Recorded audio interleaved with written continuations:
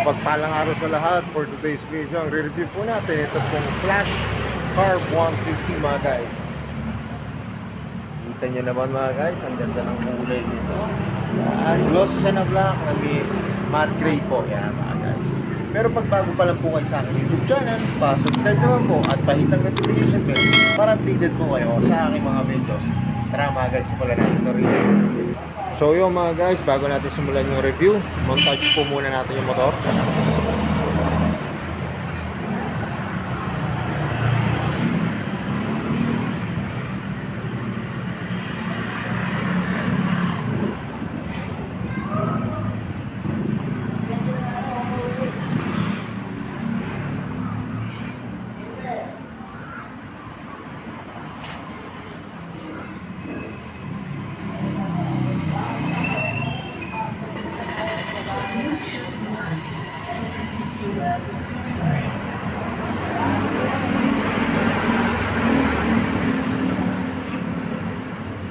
So yung mga guys, simulan natin itong review. Ito po yung Flash 150 carb to mga guys. Yan, na-review ko po ito kasi napakaganda po ng kulay nito mga guys.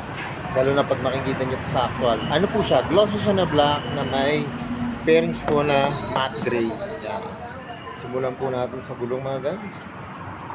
Yan, ang gulong po nito, ang tatak po ay Yuan Sing na 70/80, 17 po mga guys. Tapos ito po yung kanyang front shock. Yan, matte black po. Ito po yung kanyang brake caliper, matte black din po. Tapos nakikita nyo naman yung kanyang disc brake. Ang ganda ng design, no? Ang sukat naman po nito ay 3mm. Tapos syempre yung mags po. Mga guys, pag nakita nyo yung mags nito, parang mapapansin nyo, akala nyo yung parang sa ano po, sa Raider siya mga guys. Tapos ito po yung kanyang fender sa harap, yan, matte, ay glossy po siya na black, yan. Tapos may decals po rito na R4 Roost. Yan, ganda po. Tapos ito po yung kanyang headlight. Yan, ang headlight po nito ay LED no, mga guys. Tapos ito po yung kanyang signal light. Yan, magkabila po. Tapos meron po siya rito nakalagay po na R. Ano lang naman po ito, nakadikit lang po, 4 Roost. Tapos mga guys, yung likod na gulong. Ayan mga guys ha, kita nyo naman ha, disc brake din po yung likod na gulong. Ayan. Na ang sukat din po ay 3. Yan, 3 din po yung sukat niya. Tapos ang design po niya, edgy po, ang ganda po ng design, no? Hindi po siya plain na bilog lang po. Yan, tapos ito po yung kanyang pipe. Yan, may naka-emboss po dito na Rusi Euro 4. Yan, tapos ito po yung kanyang heat guard.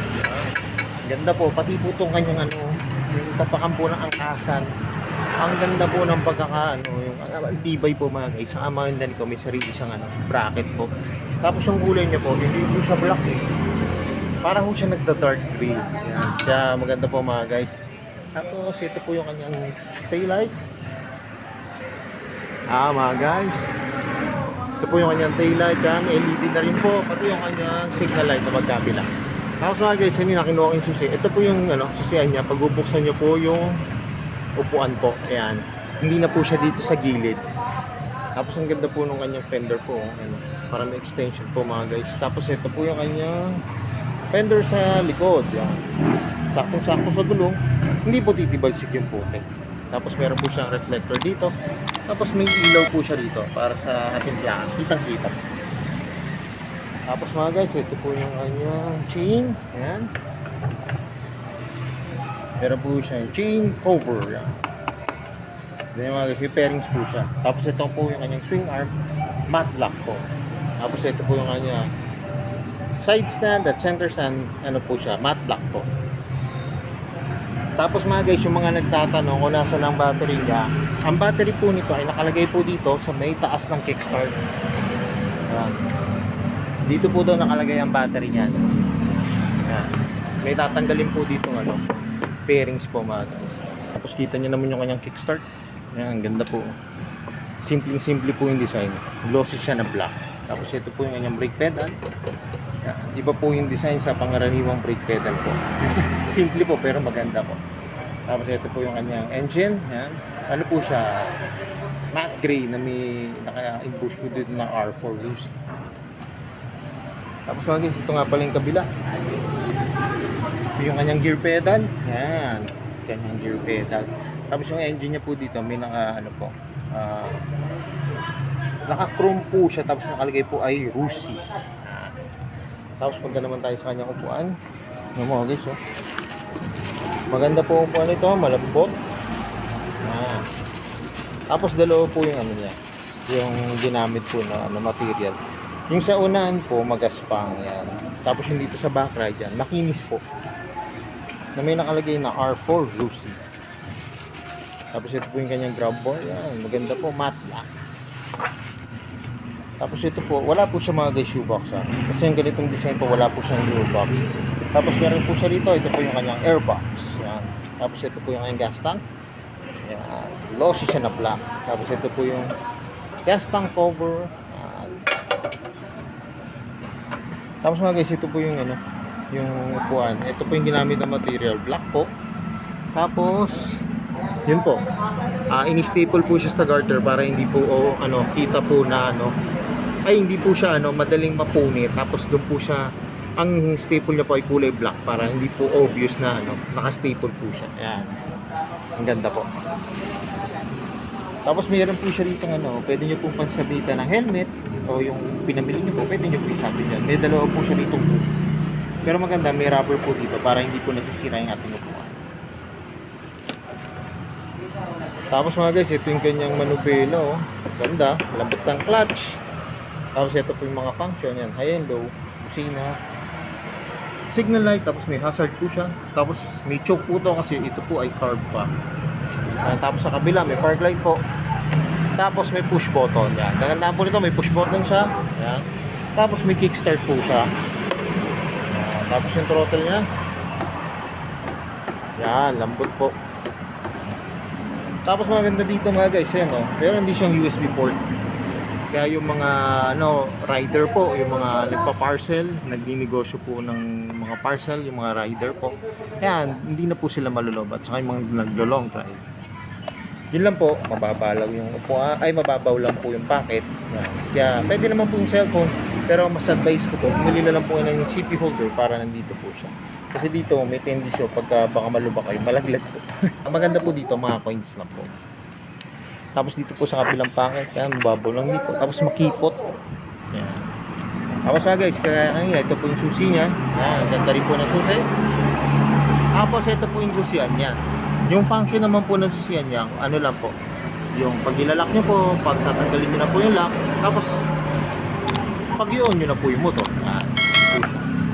Tapos dito naman tayo sa kanyang gauge panel. Bali po yung kanyang gauge panel ay analog po na may digital po mga guys.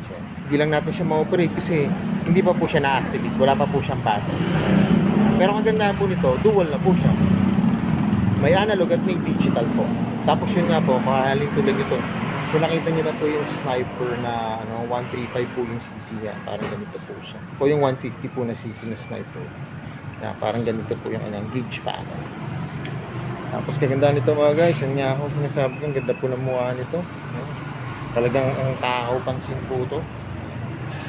So mga guys, ito na yung inaabang ko, masasaktan ko lang itong Rusi Flash 150. Tingnan nyo ako mga guys, pag nakasakay na ako sa unit.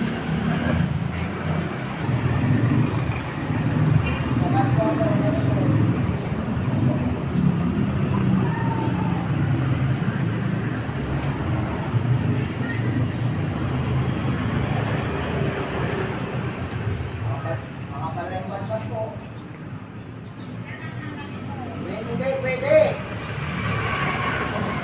Balik ko dyan. Araw kita nyo na to. Balik ka ako. Nagandito pa lang siya.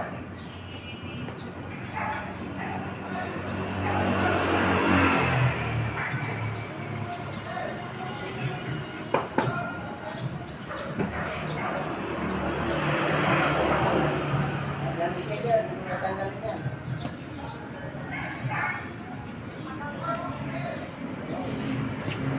So yung mga guys, nakasakay na ako dito sa Rusi Flash 150 na carb. Ayan, kung napansin nyo kanina mga guys, napakababaw lang po niya. Ayan, abot na abot natin yung sahig. Tapos yung mga gusto pong mag-declutch na syempre gusto po yung budget lang po, pwede nyo i-try ito mga guys. Ayan, kasi yun nga po, budget friendly lang po siya. Tapos yung nga po mababaw lang po siya. Pwede po siya sa mga baguhan kasi nga po mababaw siya. Tapos yun nga po mura lang. Tapos syempre madali lang po yung mga function niyan. Madali niyo po maaaral yung motor. Kasi nga po, kung bibili po kayo ng ibang brand po, yung ganitong klase po ng unit na 150cc, talagang may kamahalan na po. Pero yung sa ating, syempre yung mga may nahabol pong budget, yan, pwede po ito mga guys na pang service, yan, pwede na rin po ito pang daily use. So yung mga guys, alam ko ito yung inaabangan nyo. Magkano ba ngayon itong UC Flash 150 na car po? Tara mga guys, tingnan na natin yung kanyang price. So yung mga guys, ang cash price po nitong Rusi Flash 150 po ay 54,500 po mga guys. Tapos pag kukunin nyo po siya ng installment, ito po yung kanyang down payment, 3,000. Tapos yung kanyang 3 years po ay 2,510 pesos. Ang 2 years niya po ay 3,325 pesos. Tapos ang 1 year niya po ay 6,055 pesos. Tapos mga guys, may rebate pa po ito na 300. Basta updated po yung inyong mga bayad sa motor. Yan. Kaya ako naghahanap po kayo. Ito nyo mga guys, napakaganda nito. Kung mapapansin nyo mga guys, yung ginamit po dito ng mga bolts, ang gaganda. Parang akala nyo naka-white gold na po siya agad. Kita ko dito rin ito sa likod. Yan, sa likod na part. Kaya ako malapit lang po kayo dito sa may San Antonio, dito sa Manabat, Mariano Street, dito po sa may Rusi. Pasyalan nyo na mga guys, kasi may available po ngayon dito.